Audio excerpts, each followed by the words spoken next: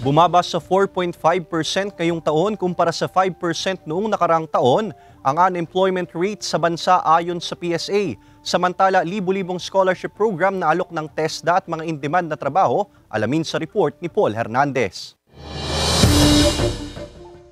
6 na taong OFW bilang auto technician sa Saudi Arabia si Mark Joseph. Pagbalik sa Pilipinas, nag-delivery rider siya hanggang nito lamang Abril. Ang mga libreng oras niya ngayon, ginugugol sa pagsasanay sa TESDA. Kasi tumambay po ay nag-apply po ako dito sa TESDA para din po kahit papaano may matutunan din po ako. Dito po sa mga course na inaalok ng TESDA.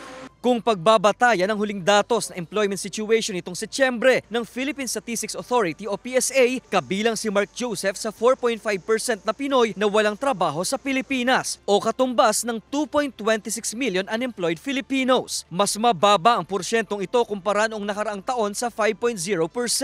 Para sa TESDA, kaya pang mapababa yan sa susunod na taon kung tatapatan ng tamang kakayahan o skills ang iaalok ng mga aplikante sa mga employer para ma-hire. Meaning to say, you are equipped doon sa requirement ng trabaho. Kaya nga si DOLE, may circular si DOLE that ang workers must have the national certificate. Para magawa yan, dapat may sapat na training ang aplikante. Ngayong holiday season, bukas at tuloy-tuloy ang TESDA sa pagtanggap ng mga scholar nila. Pagkakataon ito para makakuha sila ng TESDA certificate. Bentahe sa pag-apply nila sa trabaho sa pagbubukas ng bagong taon. 9,000 plus. Different qualifications and then different yung institutions.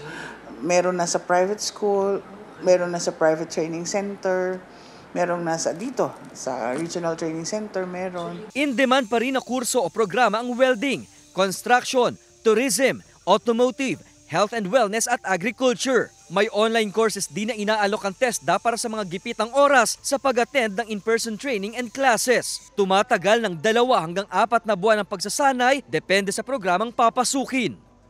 Kasama si Buhay Adante Jr., Paul Hernandez. Balitang Southern Tagalog.